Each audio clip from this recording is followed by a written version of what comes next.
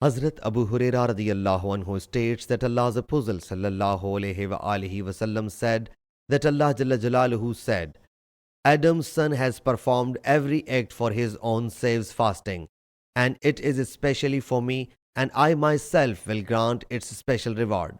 And the fasting is a shield.